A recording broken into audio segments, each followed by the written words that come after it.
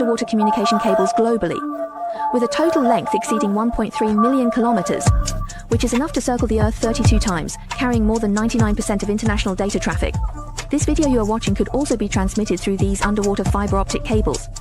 So, how are so many underwater cables actually laid? At first I thought it would be as simple as just throwing the cables into the sea.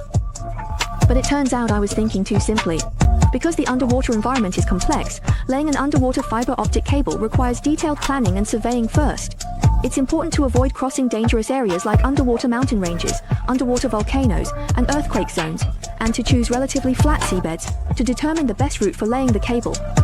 Then, the cable is transported to the laying area by a cable-laying ship.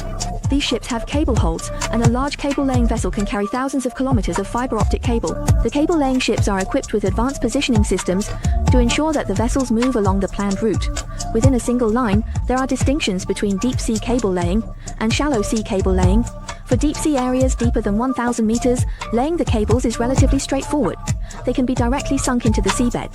However, laying cables in shallow waters, which are less than 1,000 meters deep, is not so simple. In shallow areas, cables face various threats of damage, with over 70% of underwater cable damage caused by fishing boats, trawling nets, or ship anchors. For example, sharks are sensitive to electromagnetic signals and will bite optical cables. In shallow sea areas, strong currents can easily wash away mobile cables, causing them to twist or break, and it is very difficult to repair because you may not know exactly where the damage is. Therefore, submarine optical cables are equipped with multiple protective layers. Although you see that submarine optical cables are so thick, they are actually responsible for transmitting data. It is just a few optical fibers thinner than a hair. The laying ship needs to use water jet cutting or mechanical trenching to bury the optical cable in the seabed to a depth of 1 to 3 meters and bury it naturally. Finally, the submarine optical cable is connected to the land station near the coast to achieve network connection. It is precisely because of these submarine optical cables that information can be quickly transmitted and shared anywhere on the Earth. It has turned the Earth into a global village.